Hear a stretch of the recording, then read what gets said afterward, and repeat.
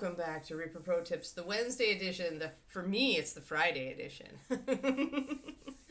And, of course, accompanying us on our painting journey today is Queen Quindy, the Disembodied Hands, Disembodied Beard, John, and whoever else wants to hang out. Alrighty? Hello, everybody. Hi, Roger. Boop, boop. And hi, Quindy and Corinnico, and hello, everybody chatting in the chat. And Shadow Raven, I would have just stayed in bed. I know, you have creatures to care for. So you cannot just stay in bed when you have accidentally knocked down the thermostat, 14 degrees Celsius, which is a lot of degrees. It's just a lot of degrees. A lot of degrees. Alrighty, we are going to put some work on Ed today and maybe finish him. Let's see here. I need some really bright, virulent greens. I think I was using chemical green, probably Dungeon Slime. You want to use something saturated when you're going to be doing a glowy, spelly effect.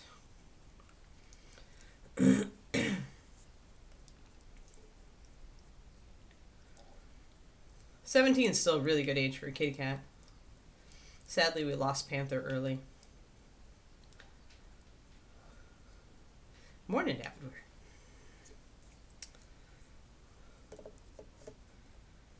Alrighty. Gonna get some of this other crap out of the way. There. Much better. Clearing the decks. Gotta clear the decks. Yeah, hopefully all the kitties involved will be fine. The Keekster, meanwhile, is I'm stealth packing. I've been packing when David takes her on her walk in the morning, because if she sees me packing, she freaks out. Not because she thinks that I'm going away, but because she thinks that she's going with me, and she'll always have she'll totally have a blowout the night before, and I'll sleep terribly. Oh no, she's not going. No. I would have had to take 4 extra days off, Twisted Oma, in order for her to go. Like, it would have mixed 4 extra days of work. That was not acceptable to me at this time. We're already taking a driving trip later in the summer this year, so I don't want to, I didn't want to miss all that work. It's just a lot. It's a lot to miss 4 days. Like, it's almost a whole productive week for me. So it ain't happening. But yeah, but if she sees me pack, she'll have like a blowout the night before, because she'll be stressed, and we've tested this. It's terrible. So in order to avoid that and actually get some sleep tonight before my traveling, I've been stealthily packing, so she hasn't seen me pack. Yeah, I told him he's not permitted to just sit on his computer and neglect her. He has to be a good daddy, a good doggy daddy. Usually he takes shameless advantage of the fact that I'm also there, so I give her a lot of attention when he's busy, but yeah. But then he also does take her on her morning walk, and he takes her extra long walks on the weekends so that she gets to run and play at the park with other dogs or chase her ball or all that kind of fun stuff. So it's just we've split the dog labor pretty equitably, and when it all falls on him, it's just David is very much a creature of habit. His habits serve him very well. He's which I appreciate, because I also think habits are great. But it means that when he has to deviate from his routine, he has to consciously make an effort to do so, which I think is most of us. That said, nothing bad to say about habits. So my primer, because I used it fairly recently, actually was still shaken up really nicely. So it's very solid. Your primer should be solid white when it comes out. It should not be watery at all. It should feel a little thick. Shake very well. It's a super fine particle primer, which is why it sticks. That's 9108 brush on primer. But you want it to look solid, and then you want to add a drop of water. So yeah, it's been kind of funny, though, just kind of stealth packing my suitcase every day. I'm going to have to pack it in the closet, today, because there's stuff I have to see if it's going to fit, because I'm trying to go with my, you try to take the smallest suitcase you can. So that's my shtick. I have to see how I can fit everything in there. Because sadly, I've got either a small, almost an overnight suitcase, or I have, the big suitcase. I really could use something in between. Something for like those 3 to 5 day trips.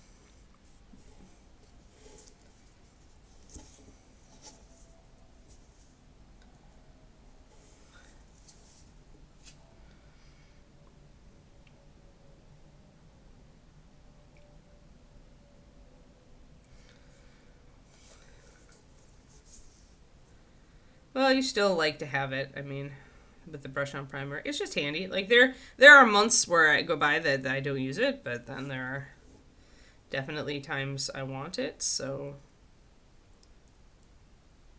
I'll use a smaller brush to get in around his hand. Let me get in focus. I'm not very focused today. Yeah, I ridiculously overpack also. Although I'm getting a little better about that, Quindy. The problem is I like to bring enough stuff, like, to, like, I like to bring my snacks, right?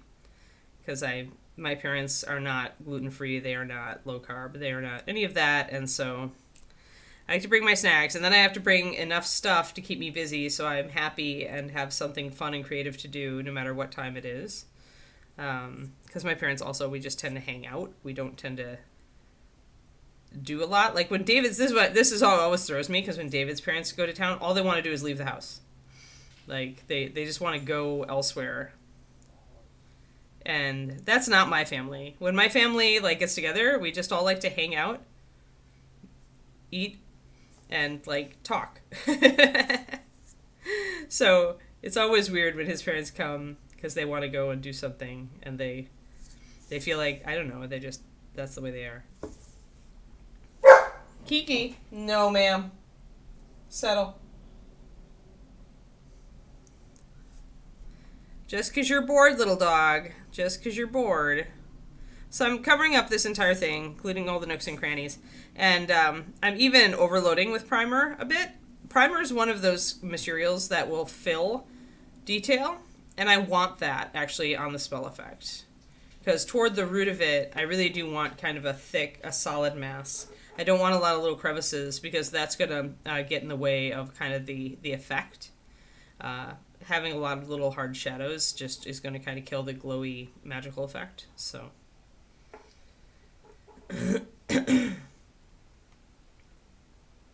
take away half the clothes and double the money. I am actually with the clothes, my overpacking has nothing to do with the clothes. Like, I mathematically figure out how many days of clothes I need with underwear and socks and everything, and then I add one extra set just in case of things getting dirty. So clothing is never my problem. It's overpacking the snacks and the leisure activities that's my problem.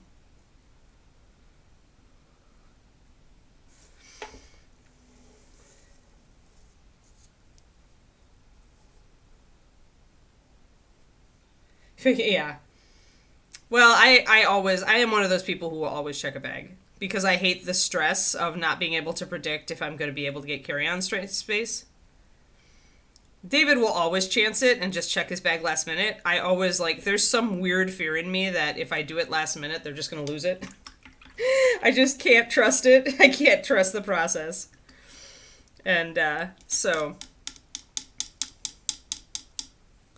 I believe last time I did a bit of black and brown, and we started mixing green into it. I think we're going to do that again. I didn't get the back side of snaky staff.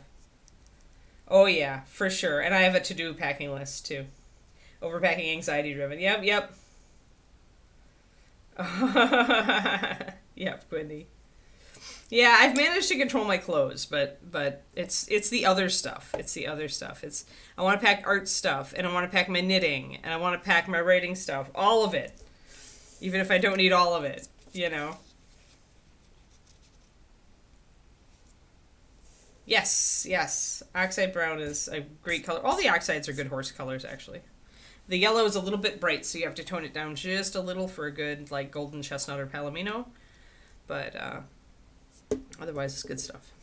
All right, well, let's mix up our snaky colors. There's our primer.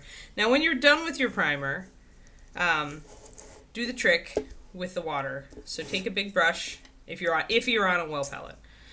Take a big brush, load it up with water, and then swirl that water around the entire edge. So essentially, you're putting a buffer of water in here. A little bit extra. in between the primer and the edge, which will help keep the primer from drying, because when primer dries, it sticks. So if you do that water barrier, you've still got a center section here where the primer is full strength, but you've also got a water barrier around the edge.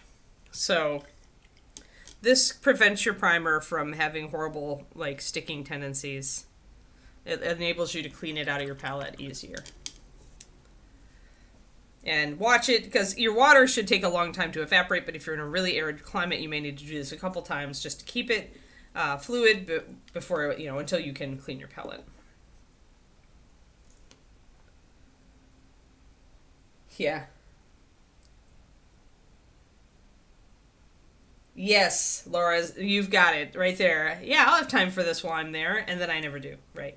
Or I have time for like 10 minutes. So I could have just skipped it and brought an extra book. Oh yeah, post Katrina. Yeah, so when you have a trauma response, that's really hard.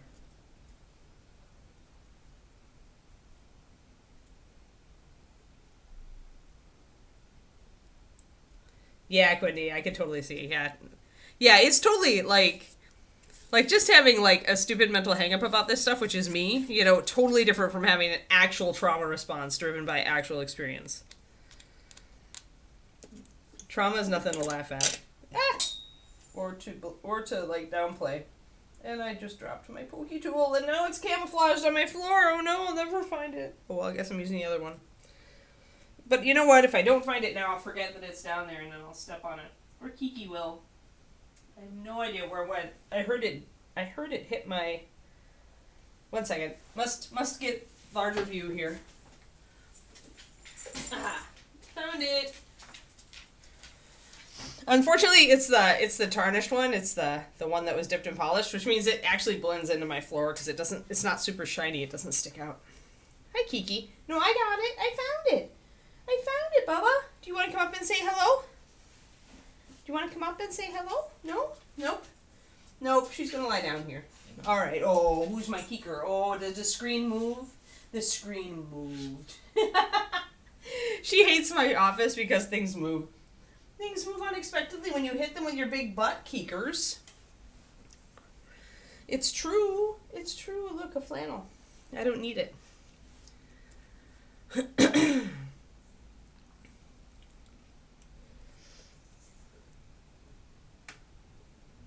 Nice, seriously.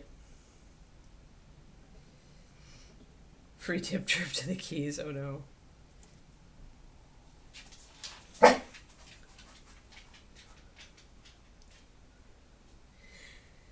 Yeah, I mean, if you really wanted to get over it, it would be therapy. I would recommend a therapist because they're going to be the most. Otherwise, as I've experienced, you just stumble around trying to like make sense of your own brain. So, like, I actually, hey, enough! I actually do believe that therapy works. Like, I went through some counseling when I had the divorce. I had always been dubious about counseling and therapy up to that point, and I came out from it not dubious anymore. But, if you're just willing to deal with it, then it's not like it's a crippling fear, so... It's just a highly inconvenient fear, right?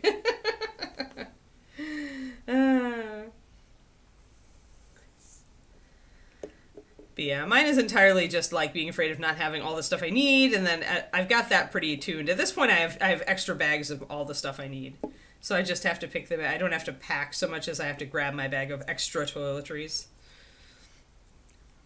I'm going to end up putting another coat of white. Now that I've got primer down, I'm going to put a coat of white paint, which is going to cover. The primer is not meant to cover. That's something to talk about. If you want a solid white coat to paint over, my advice is not to do 2 coats of primer, but rather to do 1 coat of primer and 1 coat of white. Pure white has a lot more white pigment in it than primer is. It's going to cover a lot better. And once you've got that big primer, layer on there, you're pretty good. Yeah, for sure, Quindy. Yeah. And we all have little quirks, right?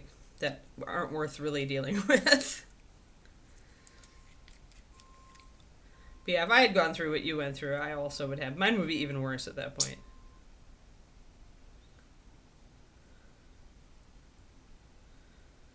we're gonna do 4 drops of alchemical green with 1 drop of black and brown in the mix. That should give us our kind of olivey grayed out green color. Morning, Slayer.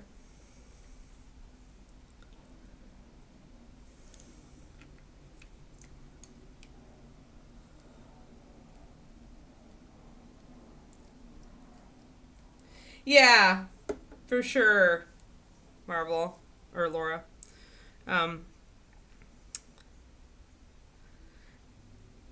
I kind of,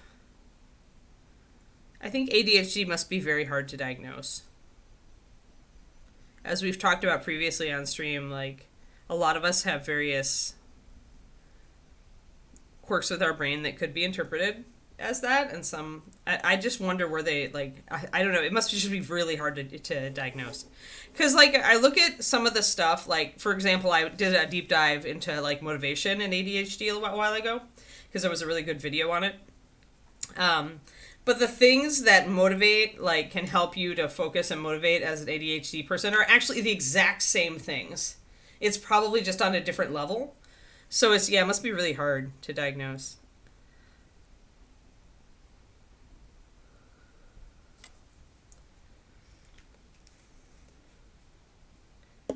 And some of us just have brains that want to jump around a lot. Very energetic brains. So yeah. Alright, so we're going to go alchemical green, which is a green I really like, actually. It's a Pathfinder color. 89516. It's a little bit, it's more saturated than like the pale green that is 9012. Like this is the color that 9012 should have been, except that it wasn't. Yeah, it must be hard to diagnose it. Oh well, good luck on your diagnostic journey, Laura. It'll be, at the very least, it should be really interesting, right?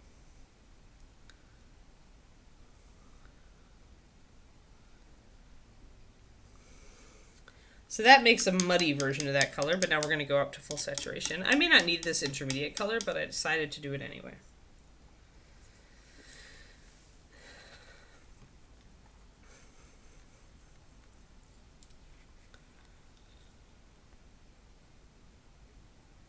I had worked on my my motivation PDF, and I realized that actually I have to make this 2 PDFs for my Patreon, because I feel like I needed a color halfway between these. Actually, I feel like I didn't want this color so much as I wanted something like this. I went a little bit too strong with the black and brown. I think I'm going to actually double down on that and just make it black and brown.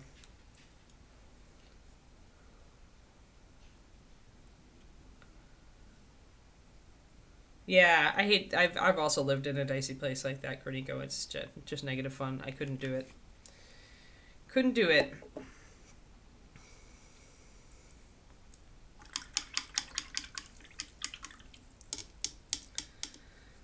That was a long time ago, while I was still in college, or right after college. There we go. Let's get. Luckily, black and brown is so strong that it's easy to overwhelm that green and just give us a nice neutral brown to start with on the staff.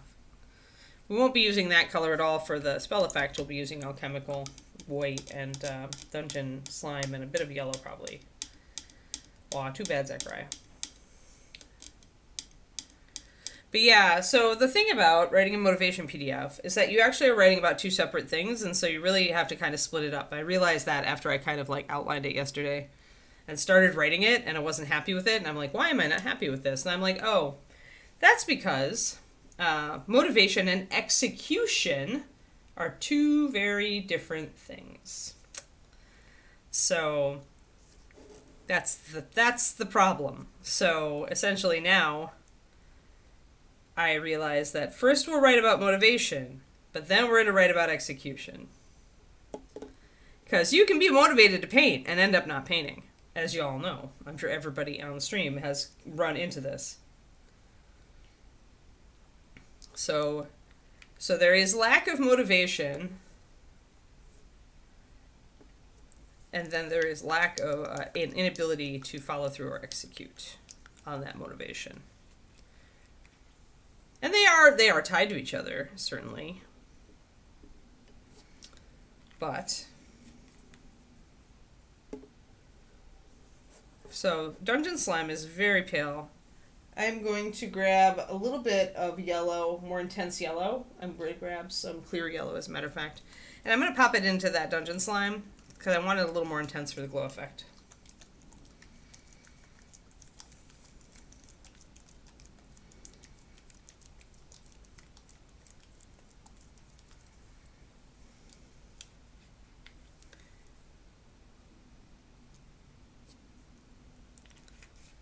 So we'll do 1 drop of clear yellow in there. That'll really give us a chartreuse color.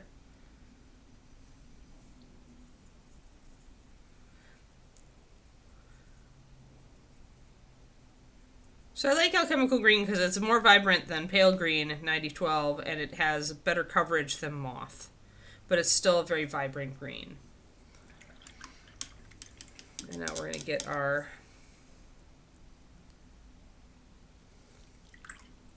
pure white so I can double coat that spell effect.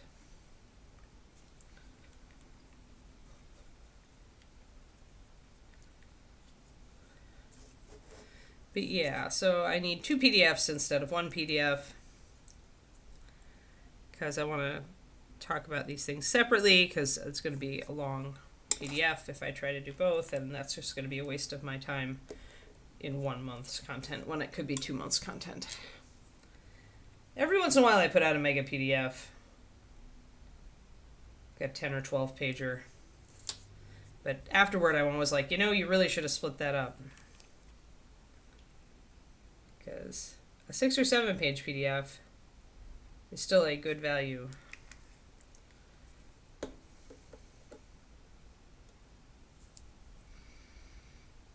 So we'll talk about motivation and we'll talk about actually executing. Because that's where a lot of us run into the block. A lot of us run into a block on motivation too.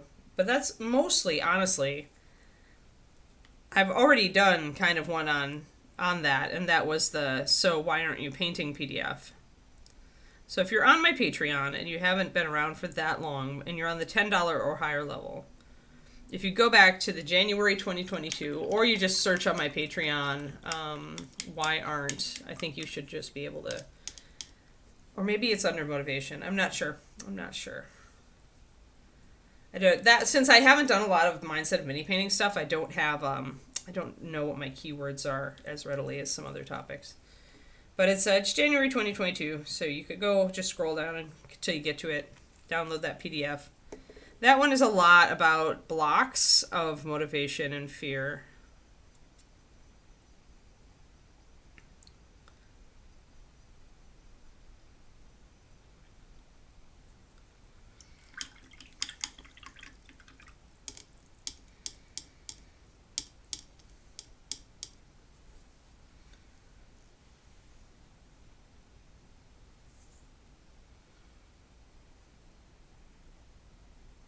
No, I didn't decide to do the painting star video first. No, that's going to be, I don't know, it may have to be in a couple months now, Kodiak. Most people wanted a motivation one, so.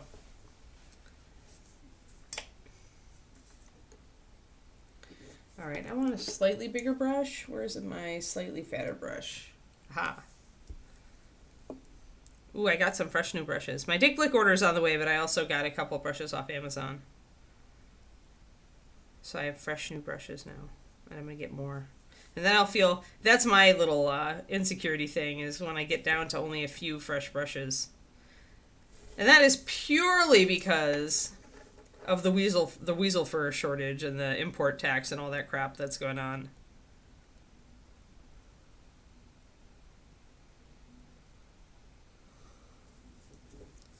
Like, I always wonder if they're just going to, like, get totally abolish all natural hair brushes at some point. And then I'm going to cry, so I better have a good backstock.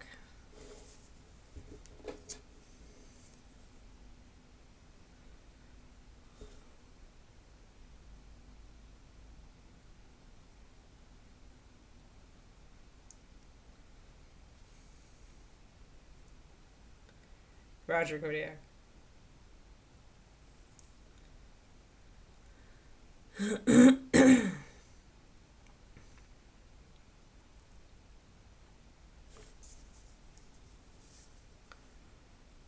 Yeah, the starting a mini PDF will be, or video. I don't. It's probably gonna be a PDF. It probably makes sense to be a PDF. Because starting the mini, I can't do a video that is starting 4 different miniatures and showing the progression, and talking about it. Like, that would be way too long of a video. Like, it's just not. Some topics are just not video material. So I've got a nice white glowy skull here. And part of the challenge of the Patreon is always figuring out what's the best way to tackle a topic in writing or in video.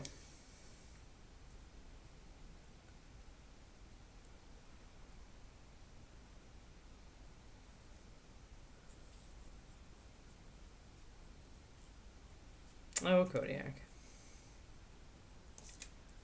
And it's pretty, I mean, it's just compounded by the fact that most of the weasel farms are in Russia and all that different stuff. And so it's like, I don't know. I just want my weasel fur brushes. That's all I want. Just give me my weasel fur brushes. Unless they come up with some other, small animal that can produce the same quality of hair as those weasels. I'm open. Or until the synthetic labs finally figure out how to make, a nanotech plastic that wears better and acts holds the tip like a natural hair. Alrighty. Let's do... Now we could do this a couple of different ways. I think I'm going to make the green darker toward the hand and then have it lighten as we go out toward the skull.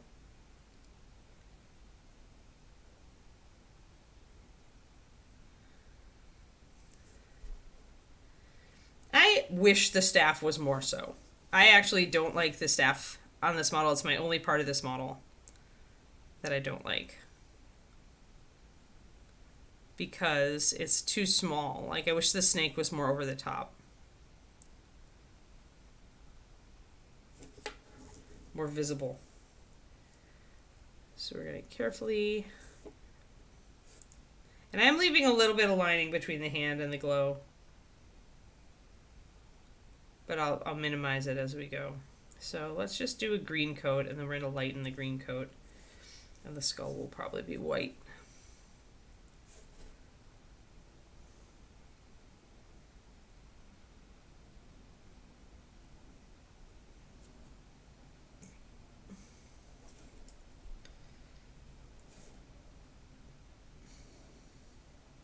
Yeah. Yeah, the Da Vinci synthetics, I'm just going to, always make sure I have some backups. Because it takes me a while to wear out a brush. I mean, these brushes, if you're not me and you don't paint all the time, the brushes last a long time. Years if you take good care of them, if you don't paint very much. If you paint a lot, then you're going to probably go through them in, 6 months. But that means that if I ever, as long as I keep a back stock of at least 4 to 6 brushes, I've got 2 to 3 years of brush if they decide that they're killing natural hair brushes at some point.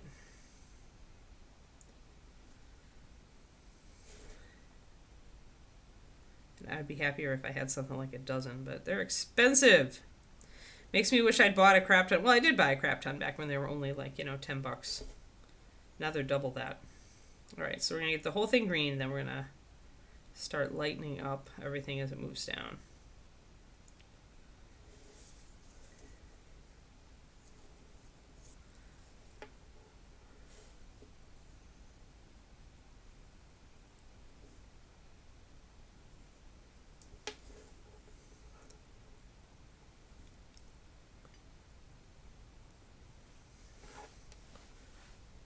Alright.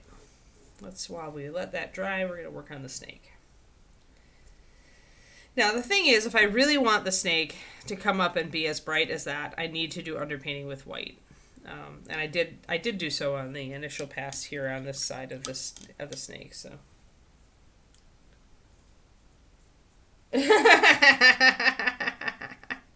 When my furry brushes are gone, yep.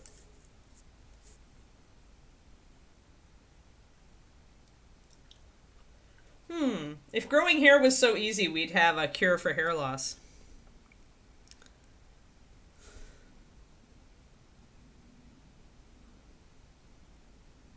And all the bald men of the world would rejoice.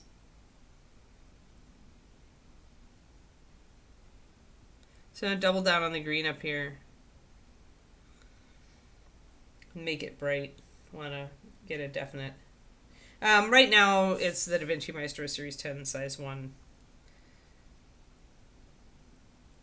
Poly. I don't remember the exact command, but I order. Da Vinci is my go-to. I like Raphael as well, but when it comes down to it, Da Vinci is my brush. I use Winsor & Newton sometimes. I bought a couple of those, but they're not as dependable in quality in my experience.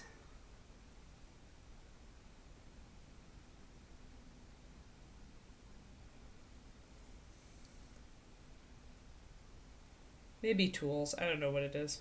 I think brushes and palette are... yes, tools, yep. And I believe that the one listed there in the deck blick is this one. The Da Vinci Maestro, Series 10, size 1.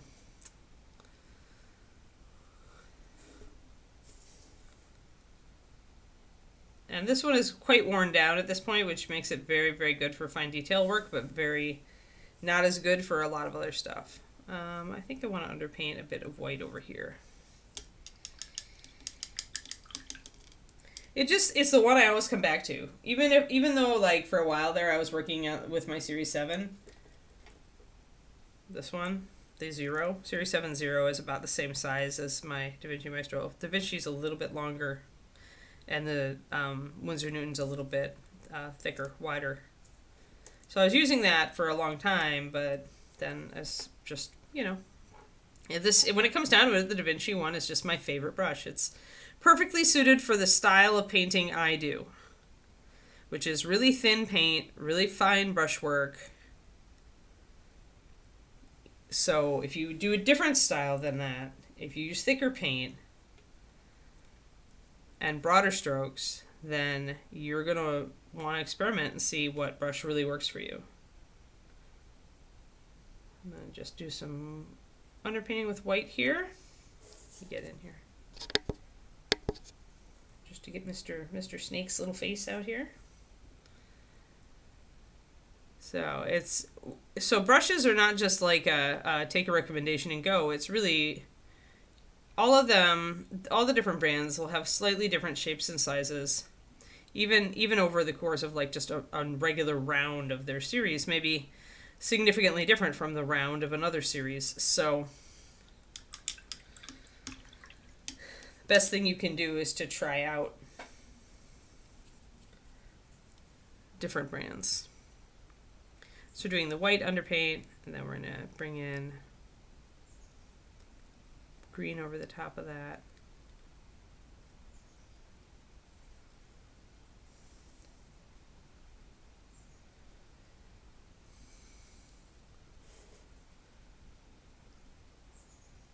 I'm kind of stippling here. I want the power to be kind of distributing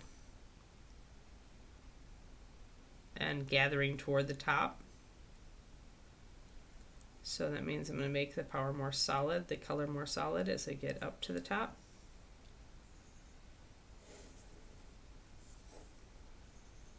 That's good enough.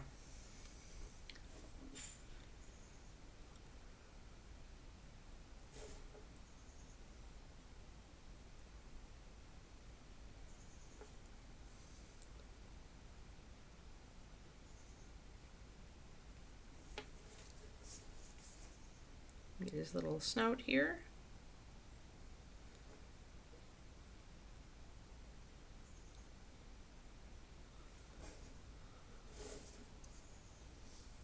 Just bring in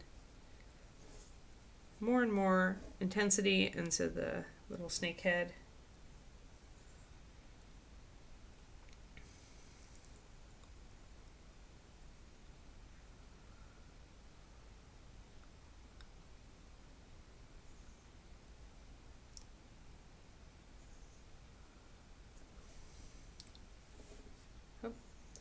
So that's a very, I lost his little eyeball, so I'll put that in. But it's very bright.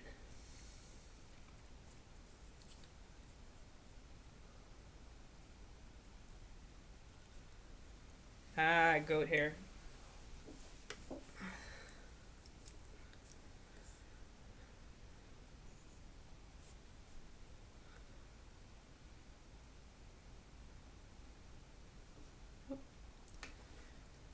Yeah, I need a darker color for that. 1 second. I want to bring that eyeball back in.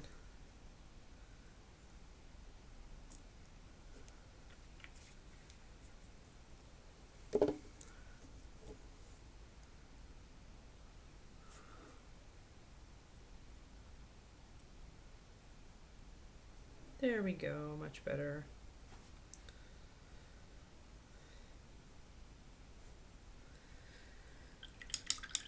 Yeah, I wouldn't think goat hair would be, I mean, there's a lot of different types of hair brushes, and they can absolutely be great for canvas painting of various sorts, but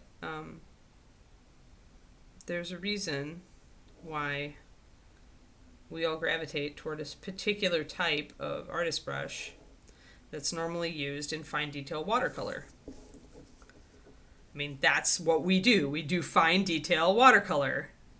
Gouache, technically opaque watercolor, but this is what our hobby is most close to as far as artist stuff is gouache.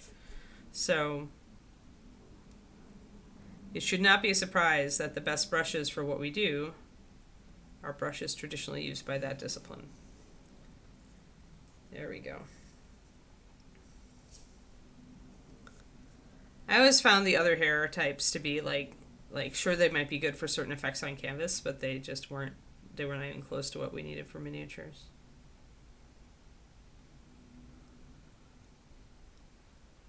And just brighten up a couple of these little sparks of power going down on the staff.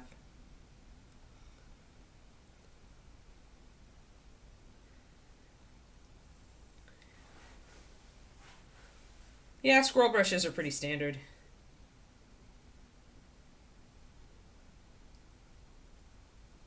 I'm sure people have tried it, Kodiak.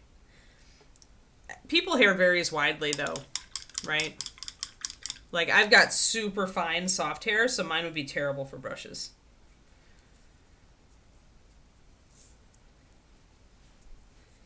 Hair texture really varies. Yes, gouache. We'll see if I get to use some of my new gouaches when I'm in AZ. Now I'm going to take a little bit of this dungeon slime. How did I get? Looks like I got a little bit of contamination into my dungeon slime. Nobody likes contaminated dungeon slime.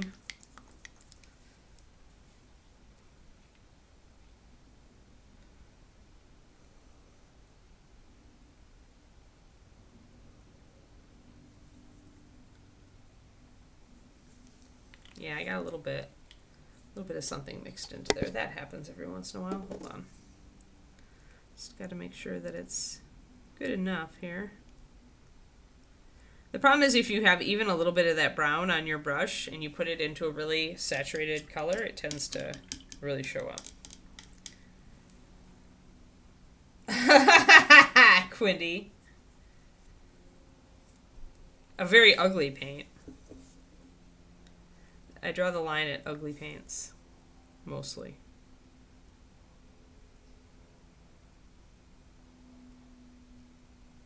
So I'm going to use my dungeon slime to just highlight little bits of Mr. Snack here.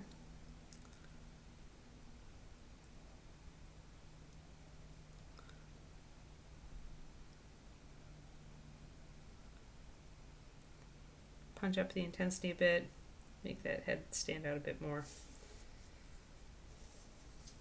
Hair, no idea what animal. I would think those would be pretty sus there, Jetta.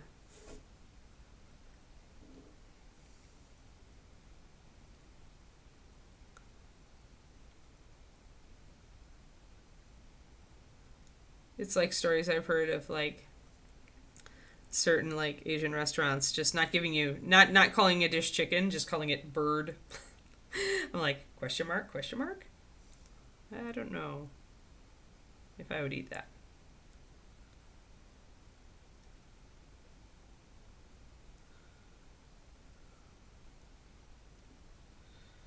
There. So that dungeon slime really lightens and punches up that green. And if we feel like we lose a little bit of our saturation, we can glaze. And glazing, actually, moth green would be a great color to glaze with if you wanted this to go more sharply green and you feel like you've lost it. You can also use the alchemical green.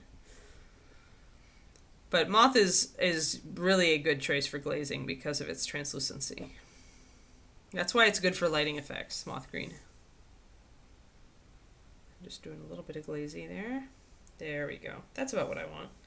Now we can definitely see the parallel here, and I really wanted that to have that color be carried over here and back, so that's what I wanted. I think you're pretty safe on the rice. The rice is still the cheapest component.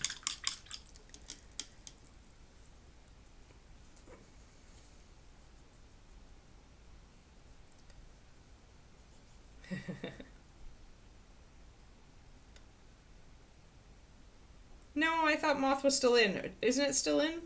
Are you taunting Quindy, Hyper Bunny? It's Quindy's favorite color. Do not taunt Happy Fun Quindy. She'll become Happy Unfun Quindy very quickly.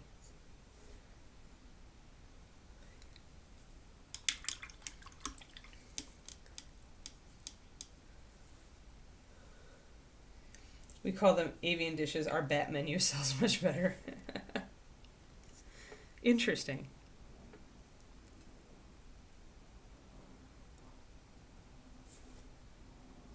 I wonder, I mean, really, I know that between, like, chicken and turkey, the texture is different, but the flavor isn't terribly different. And duck, though, is definitely different. So I kind of wonder, like, though, if there's, like, a flavor like commonality between different birds. Like, does it really matter? Do pigeons taste like chickens?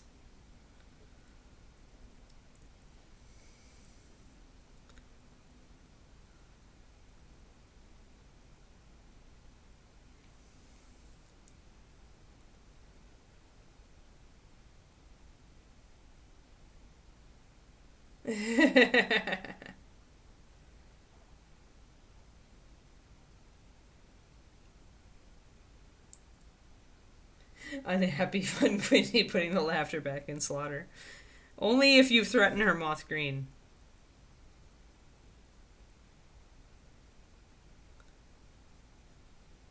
Quindy's very, very tightly controlled until it comes to moth green. And all bets are off.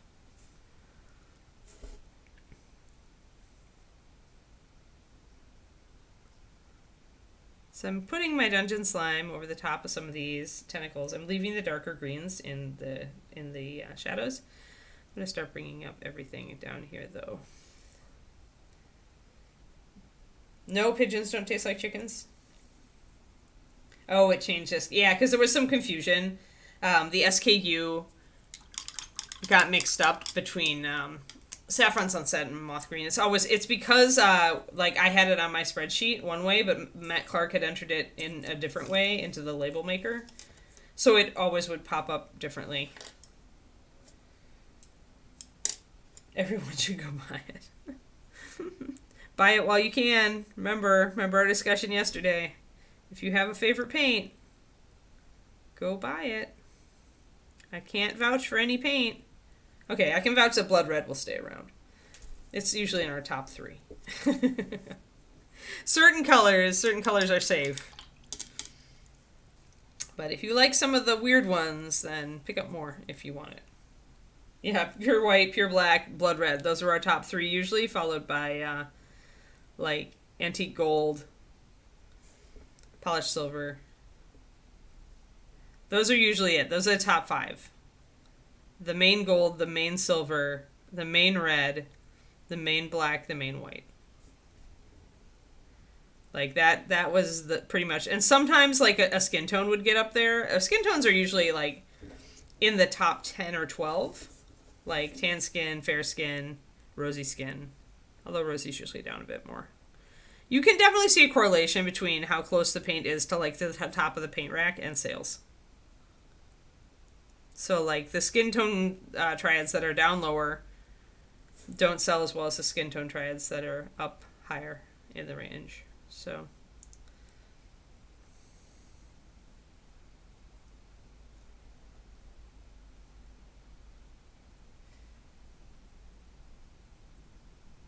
Sandy Brown got killed. Yeah.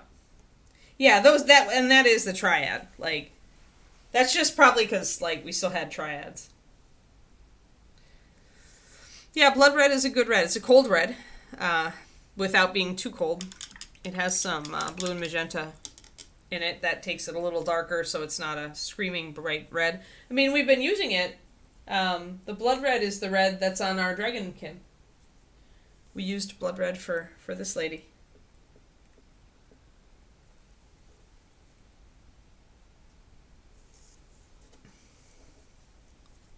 I'm going to take my white and do some underpainting on Mr. Skull.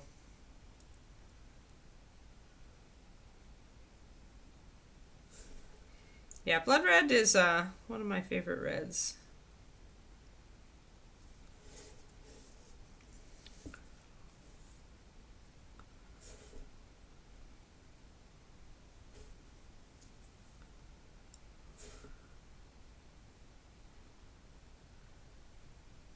It's probably what I define, like it and Brilliant Red from Bones are my basic reds.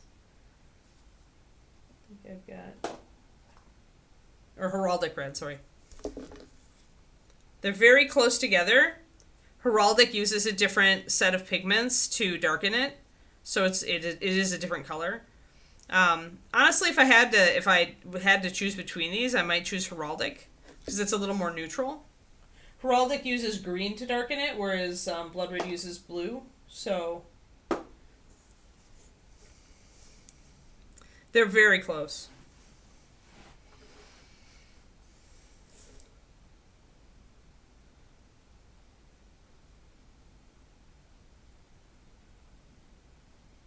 Have fun, Kodiak.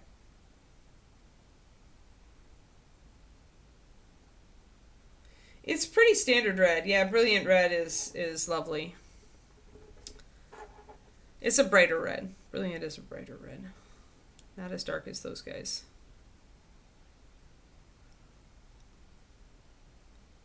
Brilliant is like if you want a brighter red, but you don't want it as bright as clear red, then you go for Brilliant.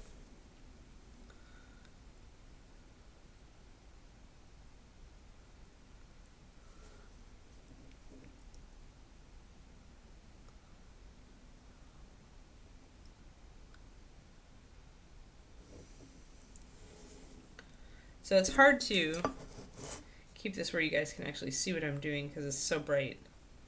But you can see there, if I drag my palette in, you can see that I'm keeping the darker green, but now I'm starting to introduce some white around the skull. It's not, since the white is thinned, it's still showing some of the green through it.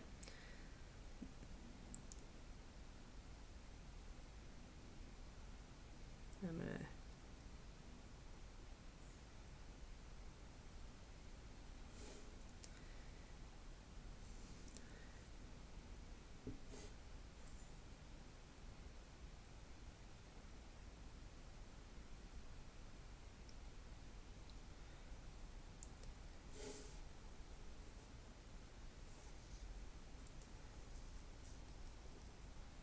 Yeah, Sandy Brown, Doug Cohen loved to use it for mixing skin tones.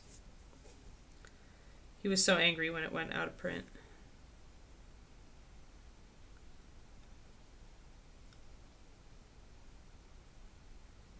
That was totally poor planning too, because that was like, Doug published his book, his painting book, and it had Sandy Brown in it, and then Reaper canceled it. Like right after that. It was so sad. I'm like, talk about crossed wires. There are the little teeth. Get the little teeth standing out.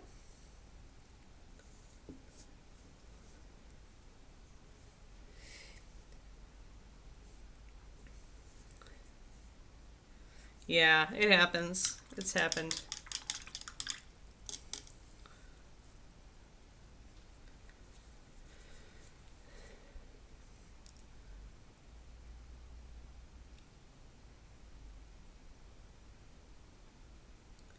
Yeah, the problem is that red sells, and so we're always encouraged to make more reds, but there's only so many reds you can really do without them getting really close to each other.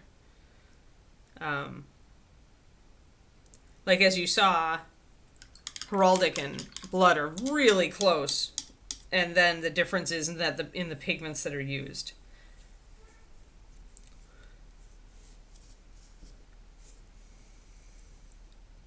Which does make a difference when you're mixing highlights and shadows and stuff. So it's a valid difference.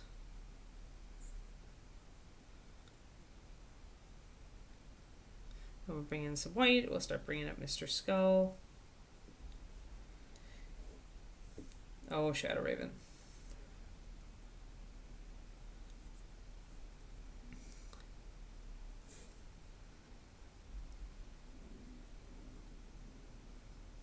But you know, it's like your popular color.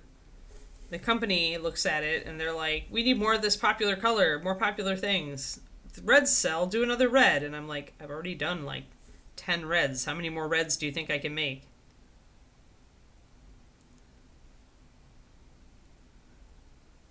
At that point, you're really splitting hairs.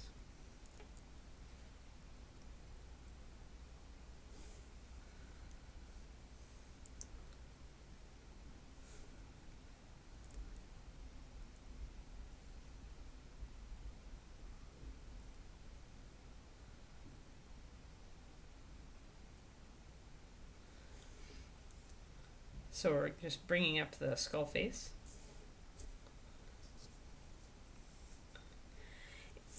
We've got a lot of browns. I feel like we've got almost every brown we need at this point. CHB. But yeah, there are a lot of browns in the line. Although when you really come down to it, once you start mixing, you only need a few. Because all browns are just extrapolated from some standard pigments and colors that people have been using as their main primary mixing colors down through the ages. That's why I actually keep so few browns out of my table here now. I really don't need... Like, I've really, really toned back on my selection of browns because when you've got walnut and black and brown, russet brown, and then like maybe shield brown, driftwood, like you can do so much with that, just with oxide brown. You can do so much with that.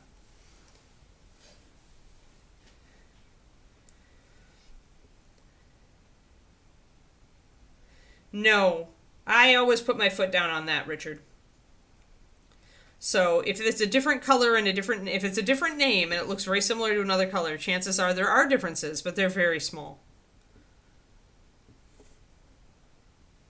But I really that's why all of our whites and blacks are different. Did you never wonder why that was? It's because I refused to put out the same color with exactly the same formula under a different name. I really, really felt strongly about it. There would have come, I mean, Ed could have overruled me at any point, but essentially, if I did nothing else, I would change up the pigment count or the base or something like that. That's what, we have a lot of differences. Yeah, no, not so much. Not too purple and not too brown. Ergothoa. The Pathfinder color. One second. Let me see where I stuffed it. There. Burgundy wine is very, very purpley.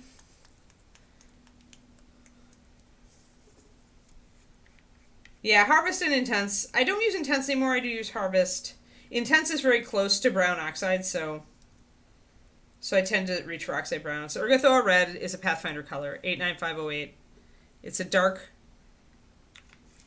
dark red, dark burgundy red. It is not.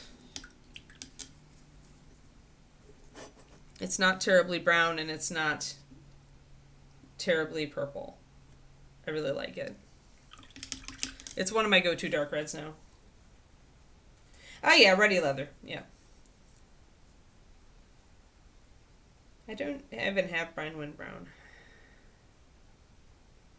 But yeah, Urgathaw for the burgundy. Hands down. Hands down. If you want one that's not too brown and not too purple.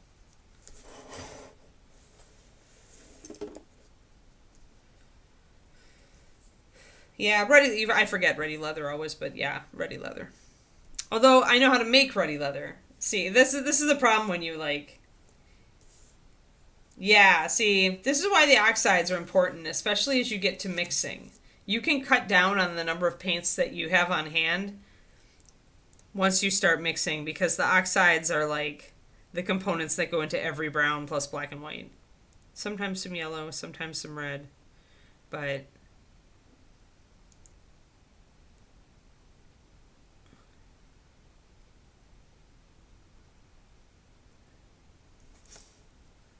need to get the jaw on this. So we're seeing, got to bring the, this side I'm pretty happy about. Let's see about this side.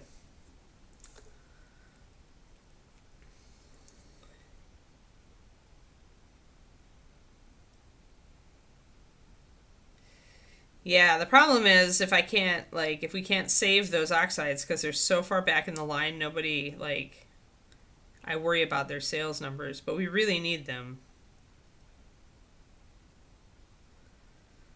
This is why it was nice when I used to have feedback into cancellations and sales and stuff, because there are just some colors that the problem isn't that they're not selling because they're not useful. They're not selling because nobody knows how to use them and you haven't brought them to anybody's attention, right? It's like the clears. The clears started taking off when pure pigments became a thing, when people began to understand why it was good to utilize pure pigment colors, how you could really save a lot of money doing that. Right. They aren't selling because people don't know they exist and that they're useful and how to use them. People got no idea. You got to help them.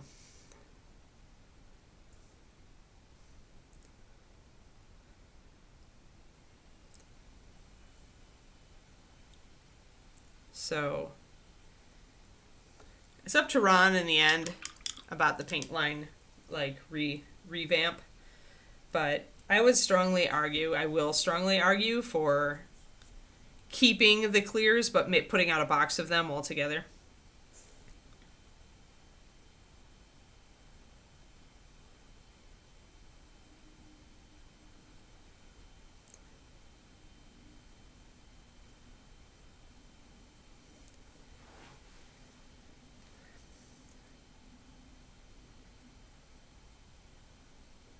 Because they don't sell because people don't understand them. Hyper. That's the thing. That's the same thing with the clear brights, is people don't understand them. They don't understand how useful it is. Or what those colors are good for. This is why I need to do MSP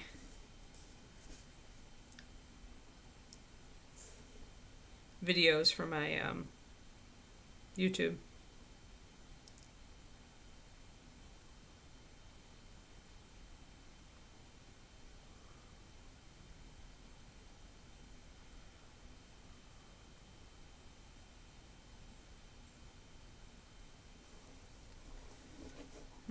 I need to intensify my green a little bit more toward the hand, I think.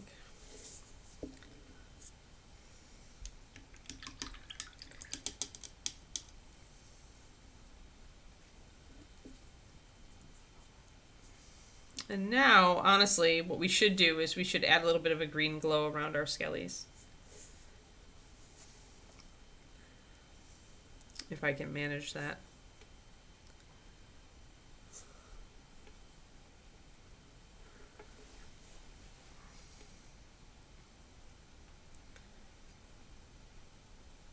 Grab my green. I gotta add a little more water to it.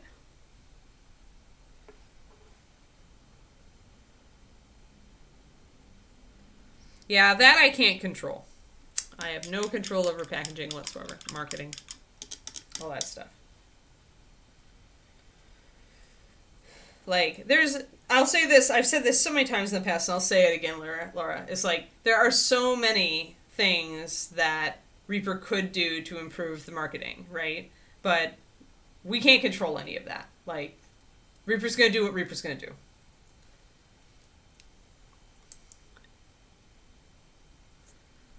Like, we might think that we can see how to market the stuff, and maybe we're right and maybe we're wrong, but we have no say in that. That includes me. So I don't worry about it. I don't complain about it. I just look for solutions. And, I mean, doing a YouTube series on some of this stuff would definitely be one solution that would help a little bit to have info out there.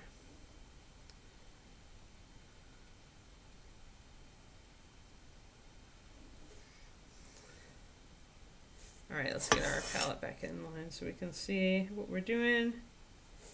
All right, I think my ghostly skull is good. Scully ghosty. Ghosty Scully. He's so bright. So bright. Spell effect. So bright. All right. But I'm not the one who's going to do it, Hyper. Okay, so like, again, guys, you can throw these out there, but they're going to fall into the void.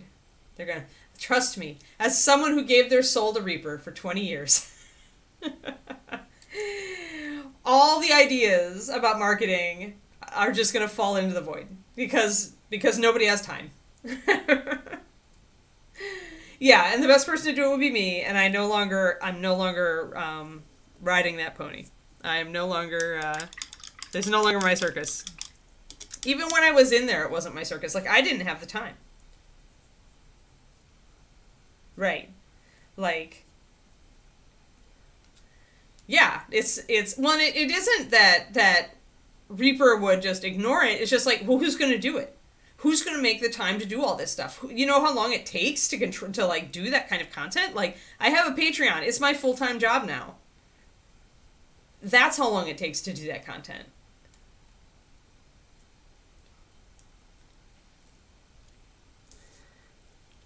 Even when I was there, I didn't have time to do it because I was more useful. It was deemed more useful, and it would be, to have me directly creating the product, right? Like I said, this is always where it's been. This is like probably like, and it's a hard call. A lot of companies make this call and then they walk back on it, but content creation is what you're really asking for. You're asking Reaper to bring somebody on to be a content creator. And that is a hard sell for a lot of small and mid-sized companies because you got that person, all they're doing is producing promotional materials, and you have no real good way of measuring whether that's helping you.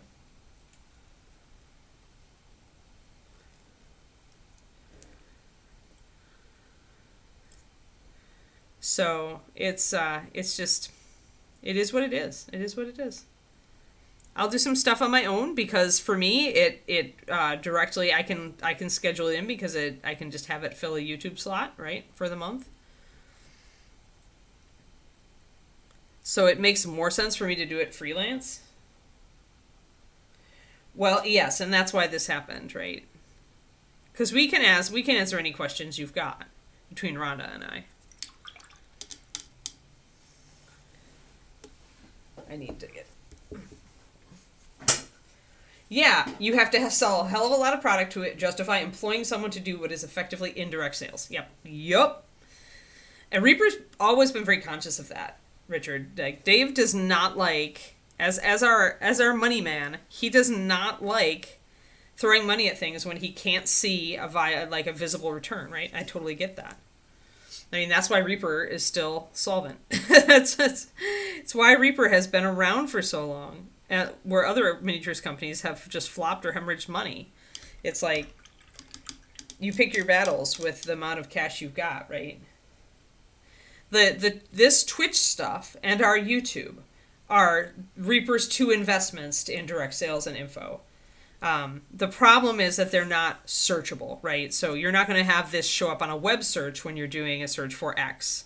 Whereas YouTube videos with the right, metadata, you can do that with. So that's why all right, let's see here. Let's try a little bit of white underpainting right up next to the skelly here.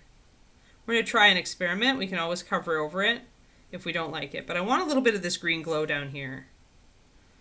So I'm going to use my white to go over this dark brown right around the sword.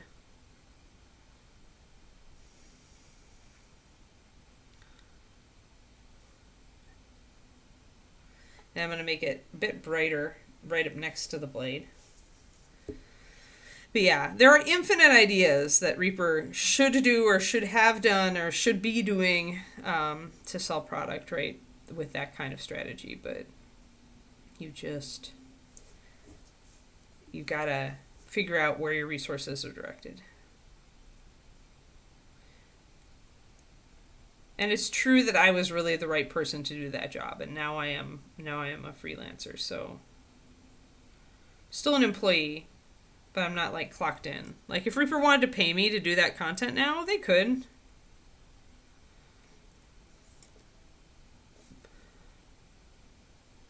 Or I could just do it on my own and do exactly what I feel is appropriate. The greens are one from Pathfinder, Alchemical Green, 89516. These are all Reaper colors, by the way. And 2 is Dungeon Slime, 9415. That's from the Bones line. They're both Reaper paints. Both Reaper, just one of them is Pathfinder Reaper.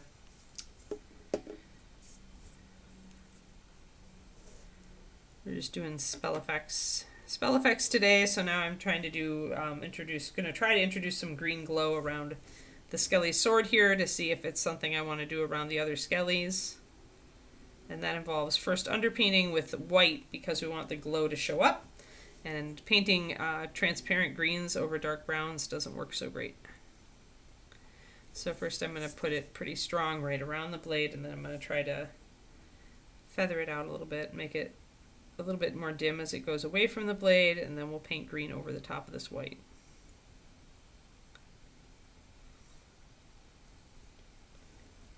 Yeah, no problem, Russia.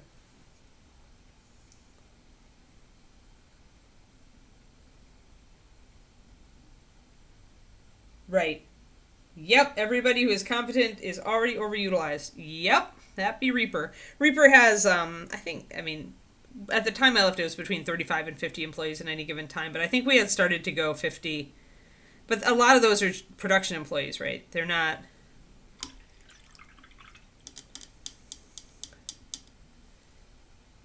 Yeah, Reaper is pretty tiny for its reach, yes. And you've got it in one there, Richard, with your statement that everybody who is competent to do a thing is already overutilized doing 5 different things. Yeah, this has always been, like, that's the growing pains, right? That's...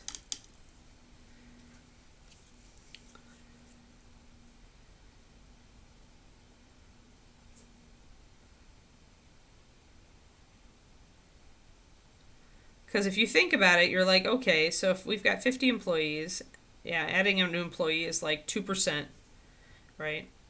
Can a new employee generate enough profit to cover 2% of Reaper's,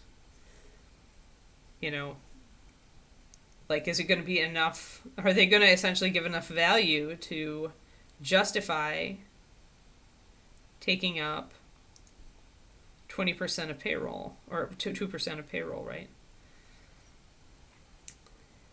And when you're only doing stuff about the paint line, and the paint line is a low margin line, it does not, it's expensive to produce paint. It's not your main money maker.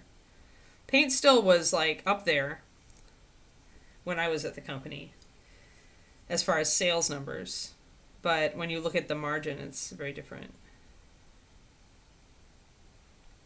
Because with a miniature, you pay for the sculpt, and then you can produce that miniature for years of sales, right? Maybe even decades of sales, but depending on the popularity. And yeah, you're making new ones, but making new ones is relatively inexpensive. once the main mold making and sculpt cost is taken care of. Whereas with paint, you're making the product anew every time, every bottle. Like you don't just create a color and the labor cost and the materials cost is consistent over time.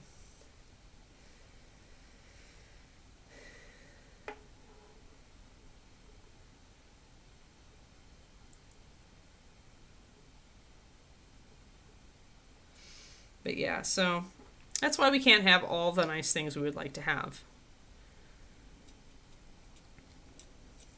But that's why if I care about the product, I still care about my paint line, obviously.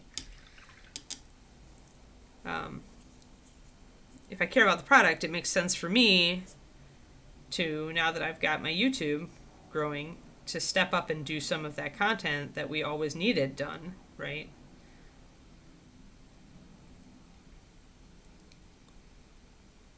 At least to do a few pieces and to see if they're well received. If they get views, if people are interested. So now we're glazing the green over that. It might take us a few glazes to get the intensity. This will also give us more green around the model, like putting little touches of it.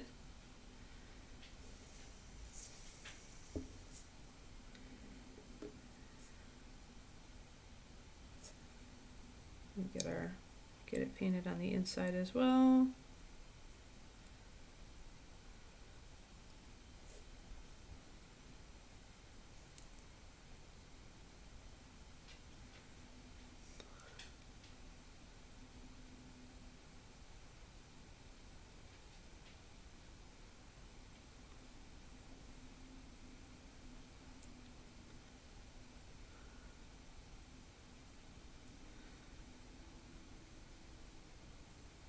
Remember also that we don't really have anybody in charge of marketing. Like Ron is probably the closest thing with art direction.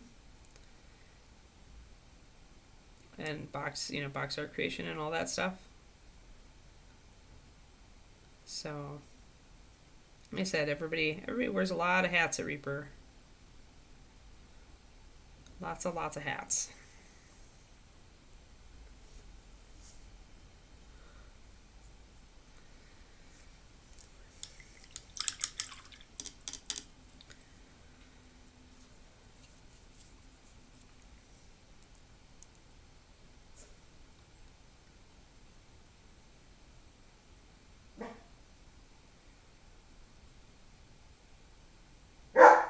Kiki, that's enough, please.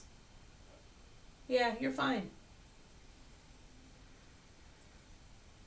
So just a reminder, guys, I will not be here tomorrow or Friday. I'll be back Monday. We'll be working on the last bits of our mouselings, our Reapercom mouselings. Okay, still got a few little bits left on little mousy girl. And we need to figure out basing for these guys. We're almost finished. I need to do her gauntlet. Just do a final, I need to do the pommel of the sword.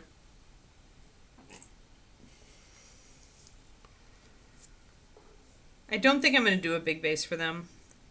I don't think I've got it in me after I've done a big base for Corindra and for this piece. Paper Bunny, thank you for the resub.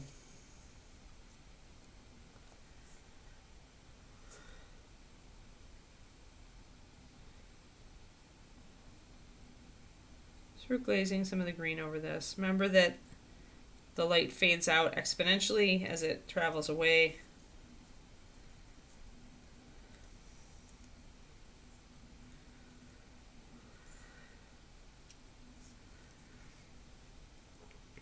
Let's try to put a little bit up here on these little guys.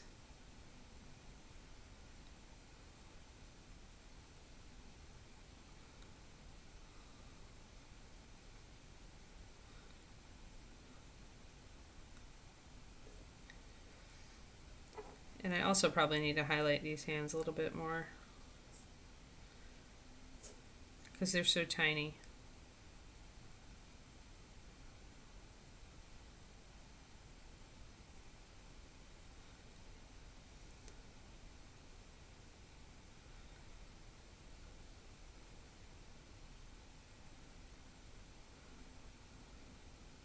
This is where having my brush with a super fine tip helps. Just a little bit of glow there.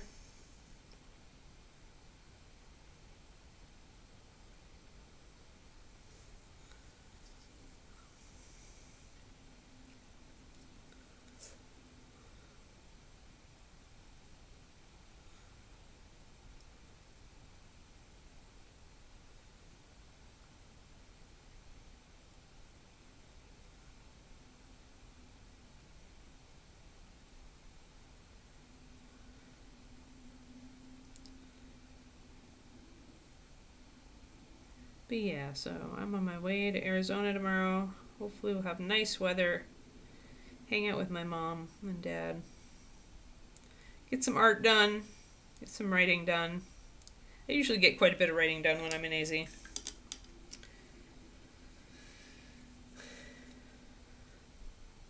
Oh no, Luca. Oh no.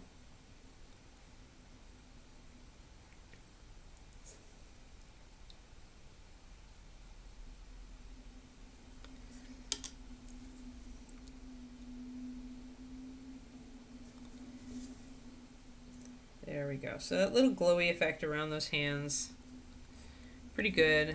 I'm going to get a little bit of extra blend in over here.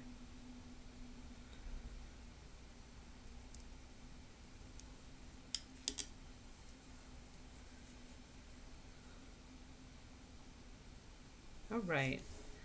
Now let's do the green over the top.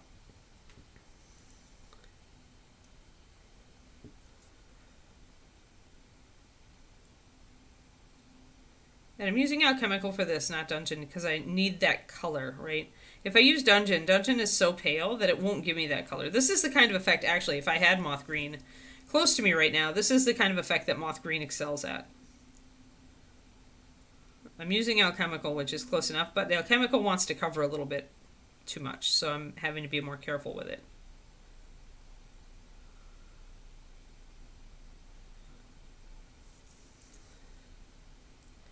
Glowy hands, little glowy hands.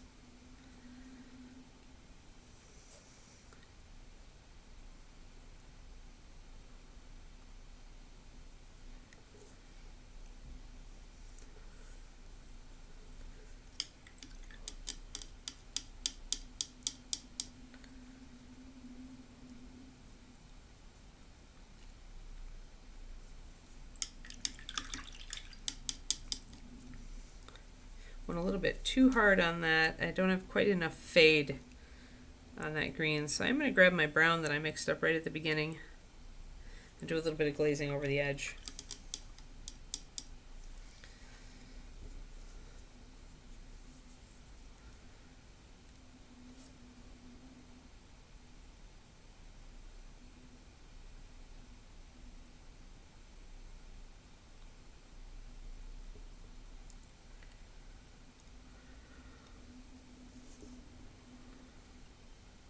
There. And now we need this little guy.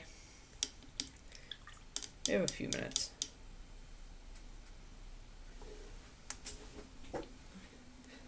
Oh, but it's an illusion, CRA. Hold on, hold on. You can see my blends. Like, you can see that I've just got like little touches of green. The key is, like, with little areas like this, you don't have to have a perfect blend. You just need to go bright, less bright, and then fade it out. And so, yeah, I am blending a little bit. I'm taking some brown, and there I did take some brown and glazed over my green. But, I mean, it's not perfect. When you get real close, you can see it. It's with light, it's really just making it taper off a little bit, like starting bright right next to it and then tapering it off. You can get away with a lot on 28mm without, like, you don't need perfect blends, and it'll still look great because it's very small surfaces. So, like, I'm capable of doing perfect blends, but honestly, it's too much work for this level of model. Like, I save that for competition pieces. Because it is so much intensive time. But this is all pretty sketchy, all things considered. You can get away with sketchy and make it look pretty good. You just need to, more useful than anything at that point is just getting your highlights and shadows in the right places. If you can nail that, you don't need perfect blending. It'll still look great. Like, my husband is a Crystal Brush Award winner who's gotten, like, up in the standings. He hasn't won his Golden Demon yet, but I'm sure it's only a matter of time. He has tons of Best in Show trophies from miniature shows around the country. And he doesn't perfect blend. He doesn't do it. But he nails his light and shadow, and his color's great. So, you don't need perfect blending to be a good painter. You love sketchy paint. Hi, Jimmy. Long time no see. We're almost done with Ed. We're done with almost done with our Ed tribute. I'm just doing some glowy greenness around the skellies that are rising up out of the ground now.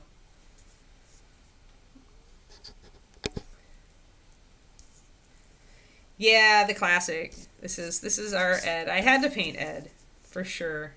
So Dark Sword, Tom Meyer sculpted this one for Dark Sword, and then they gave it to Reaper when But yeah, my Ed tribute.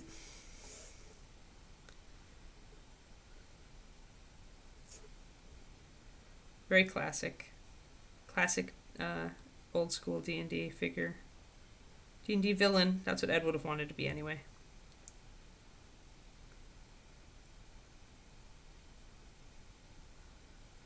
So getting my thinned white and just really dabbing it down to start that glowy effect. I like it. Glow effects, when you're doing it this way, are very, it's really easy to do them on a flat surface like this, where the hands are just barely there. Like, you can get a really nice effect on a really flat surface with if you have a glowing gem set into something, or a glowing sword lying down or something like that. On a flat surface, it's easier. You don't have to think too much about where your glow goes. It's obvious.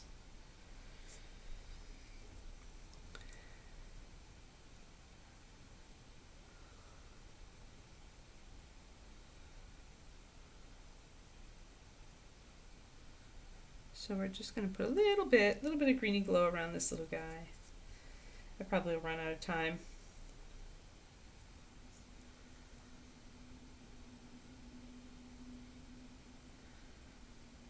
Everybody's a hero in their own world, but Ed definitely liked to be naughty.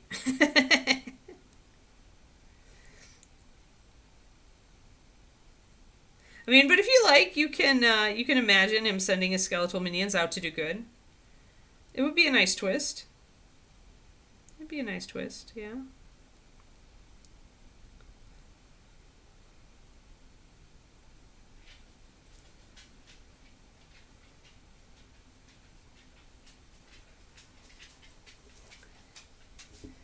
Yeah, he was like a second dad to me, Scannian, so same thing. Same thing, just not fair. Hi there, Kiki. Do you want to come up and say hello to the stream? Yeah? Do you want to come up and say hello? Do you want to say hello? Are you shy? Have you gotten shy in your old age? Yeah? What's up? Where's my doglet? She's like, nope, I just want scritches. I don't want to be in the camera, Mama. I'm not a camera hog anymore like I was when I was a baby. Yeah, you're not. You're not. You just want scritches. That's what you want. Yep. You're not going to come up? You're not going to come up? Nope. Not going to come up. All right, Baba. I still have to work. Work.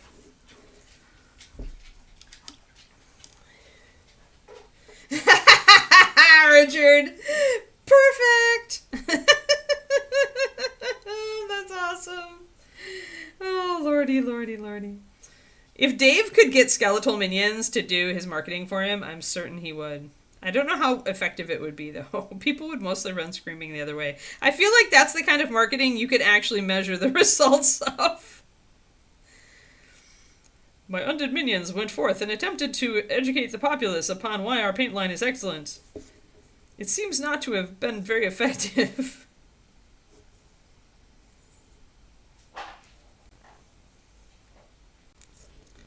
Lord. Lordy, Lord.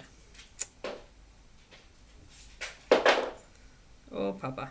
I hear you banging your bone on the floor over there, but we're not going to get your walk until I'm done with work. Just the way it's going to be. Yeah, you're just going to have to just be patient. I know Papa and patient do not go together. They really don't.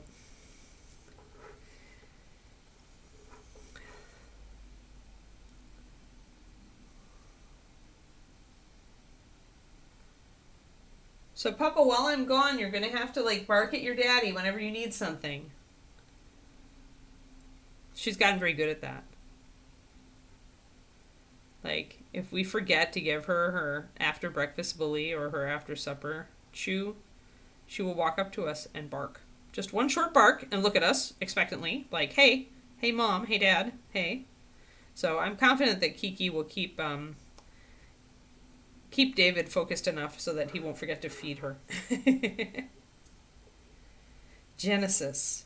No, I don't. When I started, it was D&D paint was still around, Ralpartha paint was still around, Poly S.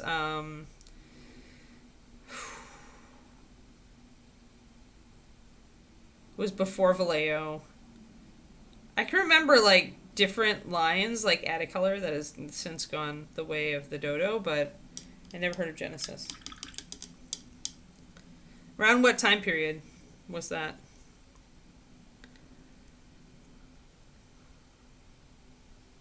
Back in the 80s, yeah.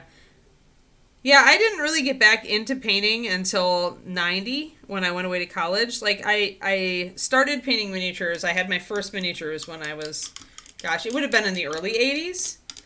But then I fell out of it. I got frustrated with it, fell out of it. I was mostly 2D art at that point, and that's the way I stayed. Then when I went to college, I got into a D&D group right away, and then I retook up mini painting. And that's from there on, I never stopped. But that would have been, I went to college in 90, so a little bit probably too late for Genesis paint.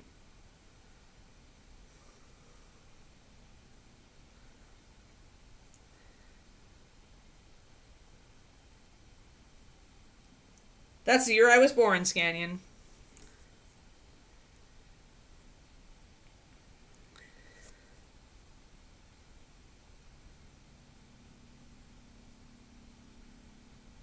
Yeah, so you have memories of a lot of stuff that I didn't get on my radar till later.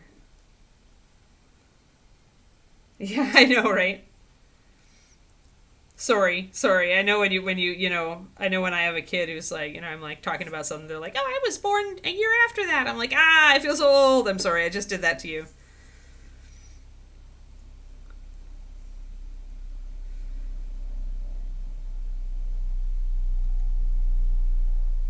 Don't worry, we're all young. We're all young at heart. It's all good. There, we got our greeny glow going on down there. There, we got it. And I probably should put a greeny glow around Mr. Skelly in the back too, but I haven't. Don't know if we're going to have time. It's already 10 after. Apple barrel paint, Roger, yeah. I had friends who still were starting with apple barrel even in the 2000s.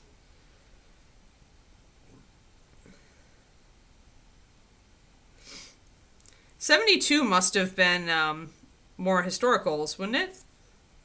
Although, when did Games Workshop start? In the '80s, wasn't it? So D&D didn't start. It was started in the '70s, but not that early. So, I feel like it must have been either like toys or historical.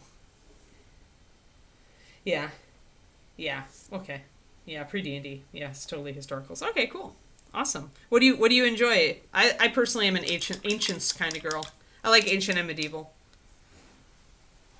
I don't paint many historicals nowadays. I used to paint quite a few. We went to MMSI show a lot because I was in the Chicagoland area, and I was familiar with the area.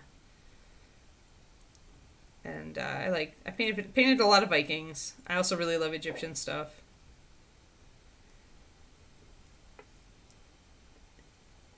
Cool.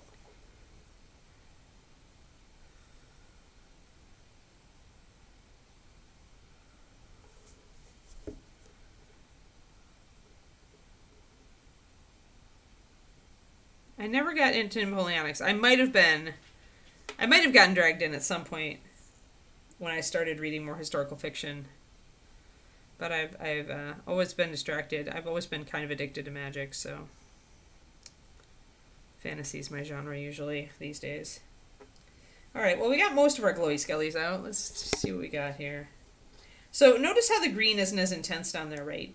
Because I haven't glazed and glazed and glazed to really bring it out over the white. I want the glow, and so it's hard to balance that sometimes. 50th anniversary of D&D this year. Cool. Yeah, I knew it was like 74, 76.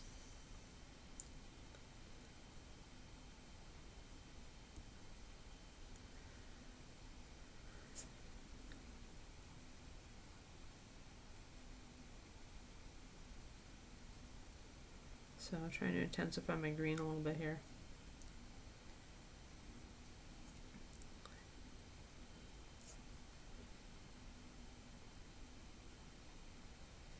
I don't think I'm interested in fantasy Napoleonics. I'd be a purist on that scale. I'm into the, like, I like historical fiction like the Sharps Rifles series by Bernard Cornwell.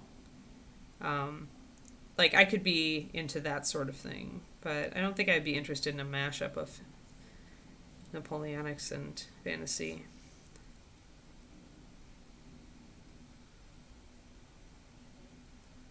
As far as miniatures went, anyway.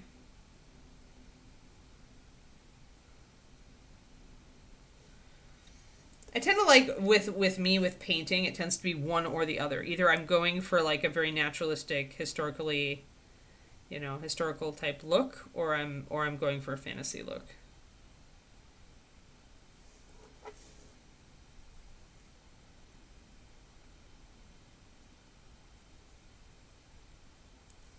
Yep, I started with Testors enamels because we had them because we had plastic car kits when I was a kid. All right, I think we're going to have to pause there because I can't go much longer, or the Kiki will be up in arms, and we'll all be very late, although at least today we were able to go longer because no Luca. But yeah, so we have to finish out the glowy effect here. I want to probably intensify it. I may even go and dig my moth green out of the bag of greens in the closet. And then we're going to put some vegetation and dead grass and stuff around Ed when we come back. But otherwise, I think, and we need some touch-ups. I can see that we need some touch-ups on places because this is a metal miniature with some small edges, and so we have had some rub-off on, say, the back of his cape and on the sleeve. So we'll want to touch that off up, and given that we did need touch-up, we probably will also put a coat of brush-on sealer over this entire model at the end. Quindy. If a vortex could save them. Good luck getting the caps off. That's the thing with old testers and old enamels in general with those glass bottles with the metal caps. Good luck getting those caps off if they're an old bottle. Like, at some point, you just gotta, like, take a hammer and shatter it into a tray and pour it off into a new bottle. Oh, man. Alright, guys. Well, I think Ed is coming along very nicely. The green pops with the red, and it's all good. And then we got our glowy skellies coming along. I think it's all working out really well. So, yeah, I like it. I think it's going to end up being a nice piece. So, yeah, when we come back, we'll get the mouselings, but I will be out tomorrow and the next day. I also will not be doing my stream on Saturday, obviously, since I will be out of town. Yes, it was nice to meet you, Scannion. We do this every weekday morning normally, but I'm going to visit my folks. So, yeah, so we are going to be off until Monday, and then we'll be back. We do it Monday through Friday, though, so if you're, like, free this time of day, we do a rotation of 6 different models, and I'm always working on something different, so you are welcome to return. We hope you do. All right, guys. Thanks. I hope you all have a lovely, lovely weekend. I'm going to be looking forward to mine. And, yeah, I'll see you guys when I get back. All right? Take care.